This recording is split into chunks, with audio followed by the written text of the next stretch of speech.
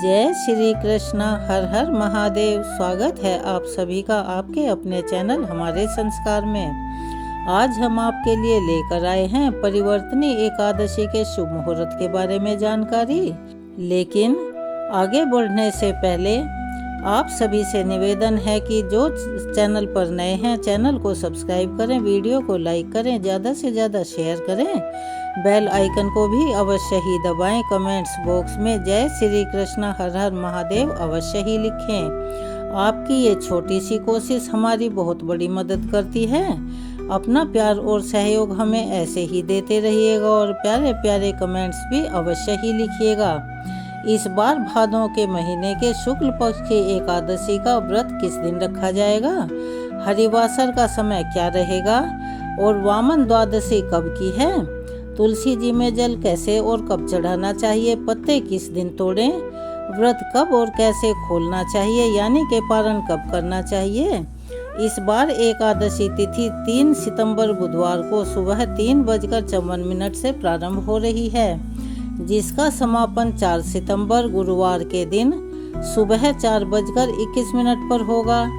इसके बाद से द्वादशी तिथि प्रारंभ हो जाएगी और भाद्रपद शुक्ल पक्ष की द्वादशी को वामन द्वादशी के नाम से जाना जाता है और यह महाद्वादशी कहलाती है। इस बार एकादशी का व्रत 3 सितंबर बुधवार को रहेगा। सभी भक्तजन इस दिन उपवास रख सकते हैं। हालांकि अगले दिन भी कुछ देर के लिए ब्रह्म मुहूर्त के समय एकादशी तिथि बनी रहेगी और उसके बाद से द्वादशी लग जाएगी। जब भी ऐसा संयोग पड़ता है तो सभी वैष्णवजन या इस मंदिर में अगले दिन भी एकादशी नियमों का पालन किया जाता है और बहुत से भक्त अगले दिन भी व्रत रखते हैं। और वैसे भी इस बार तो 4 सितंबर गुरुवार के दिन वामन द्वादशी है, जिसे कि महाद्वादशी कहा जाता है। अगर आप चाहते हैं कि आप पर भगवान विष्णु की पूरी कृपा हो तो आप अगले दिन भी नियमों का पालन करके व्रत रख सकते हैं और नहीं तो आपको व्रत केवल 3 सितंबर को ही रखना है।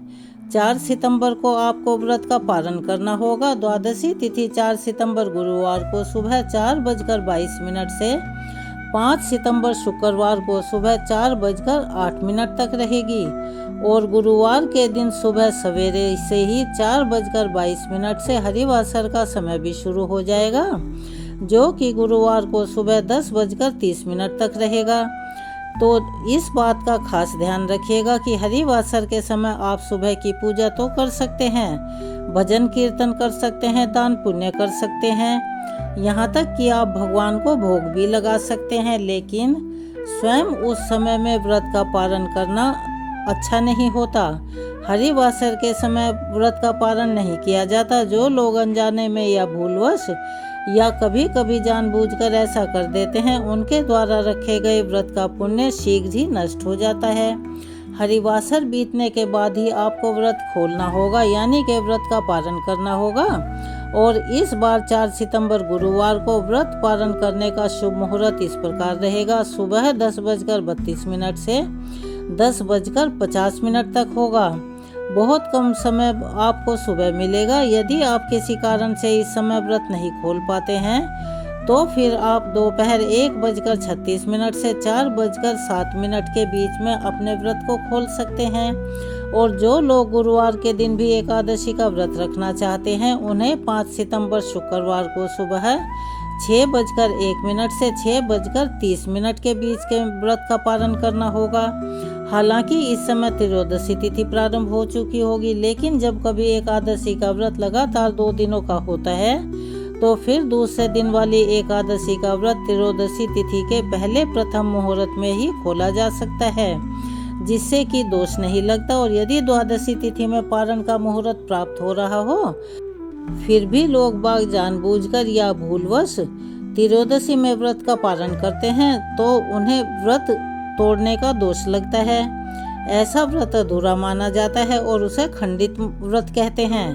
तो इस बार दशमी तिथि के नियमों का पालन आपको मंगलवार के दिन करना होगा और मंगलवार के दिन तुलसी जी में जल अर्पित करके तुलसी जी के पत्ते भी तोड़कर रख लेने होंगे, क्योंकि आपको भगवान के भोग में तुलसी के पत्ते रखने होंगे और अगर आप पत्ते तोड़ना भूल जाएं तो इस समय आपको अपने आप गिरे हुए तुलसी जी के पत्ते आसानी से मिल सकते हैं।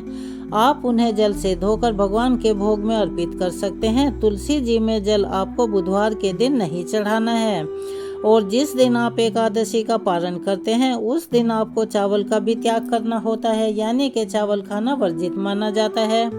और अगले दिन द्वादशी तिथि को व्रत का पारण करते समय यदि आपका कोई दूसरा व्रत नहीं है तो आप चावल का सेवन करके व्रत का पारण कर सकते हैं। नहीं तो पंचामृत, चरणामृत, साथ में तुलसी का पत्ता या केवल तुलसी का पत्ता और जल से भी आप अपना व्रत खोल सकते हो। अगर आप किसी खास काम में सफलता प्राप्त करना चाहते हैं या आपकी कोई विशेष मनोकामना है तो आप एकादशी व्रत के दिन कोई भी कोरा पीला वस्त्र तुलसी जी को स्पर्श कराकर किसी भी निर्धन व्यक्ति को दान में दे सकते हैं। एकादशी के दिन शाम के समय तुलसी जी के समक्ष घी का दीपक अवश्य ही जलाएं। तुलसी माता की पूजा और परिक्रमा करने से भगवान की कृपा प्राप्त होती है। और द्वादशी तिथि को आप अपने सामर्थ्य के अनुसार कुछ न कुछ दान दक्षिणा देकर उसके बाद व्रत का पारण करें। यदि आप व्रत का पारण करने के शुभ मुहूर्त पर घर से बाहर हैं तो आप अपनी पारण संबंधी सामग्री अपने साथ लेकर जाएं और भगवान को मानसिक भोग लगाकर फिर उसी शुभ मुहूर्त के अंदर अपने व्रत का पारण कर सकते हैं। यह थी आज परिवर्तनी एकादशी के शुभ मुहूर्तों के बारे में जानकारी। आपके लिए कितनी लाभप्रद रही, इसे ज़्यादा से ज़्यादा अपने परिवारजनों या दोस्तों के साथ शेयर कीजिए ताकि उन्हें भी इसका लाभ प्राप्त हो सके।